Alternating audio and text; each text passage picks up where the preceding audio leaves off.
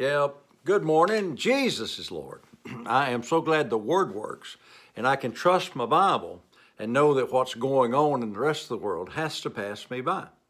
Yesterday we looked at Hebrews 12, 1 and 2, which says, verse 2, looking unto Jesus. Now watch this. In the beginning was the Word was with God, the Word was God, and the Word became flesh and dwelt among men. So looking unto Jesus is looking unto the Word. What you have to do is say, the Word says this about me, not what that sickness, disease, or financial distress says unto me. The Word says I'm blessed. The Bible says, blessed, that's you and me. Blessed is the man that walketh not in the counsel of the ungodly, which does include Republicans, Democrats, Socialists, Independents. There's a whole bunch of ungodly stuff going up there. But my life is not based on what happens in Washington. My life is based on what has already happened from heaven into the earth, into the little city of Bethlehem. And Jesus was born to redeem me from the curse. I have to consider that. You know, I hear all kinds of stuff. I don't know who to believe about what on some of this stuff. I mean, I just kind of like, wow. Surely somebody's got to be telling the truth out there. Well, the only one I know for sure is God. Let every man, that's what the Bible says, let every man be a liar, but let God be true. I can believe that. Psalm 107, verse 20, he sent his word and healed me. So I'm healed. Doesn't matter what my body says. Doesn't matter what the doctor's report says. I'm going to believe the report of the Lord and put my trust in God rather than my trust in what natural circumstances may say. You know, this is just a few days after Christmas. Last few days of 2020, thank God this one's going to be over. I really had a great 2020. I had some obstacles to overcome. I had some opportunities to really exercise my faith. But every time I did, the Word worked. Now, there was a couple of times it didn't seem like the Word was going to work, but then I realized I hadn't got no seed in the ground. Now, yesterday, I had ordered something from Amazon, a little piece, well, it was a dehumidifier, just a little bitty one. And they had told me it was going to be here like on Monday, which is today. Well, I got home yesterday, and there was a package on the doorstep when we came in from church, and it said Amazon on it. And I thought, man, they don't leave nothing on Sunday. I mean, what is that?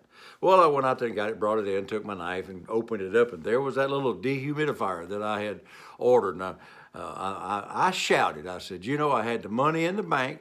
I made the order a couple of days ago. I sent out the order, and it came a day early. I said, that's just like God. You make an order, and it comes early.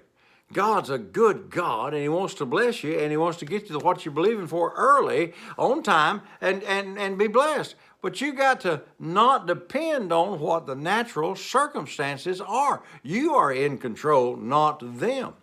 I say this a lot to Pat. I'm not telling you to do it, but this is what I do. I say to Pat, you know what, honey? You love me. And she smiles and she's, boy, I sure do. I love you so much I can't stand it. And so after about 2 years of doing that, one day I came in. She says, you know what, honey? I said, what's that? She said, you love me. And I said, okay.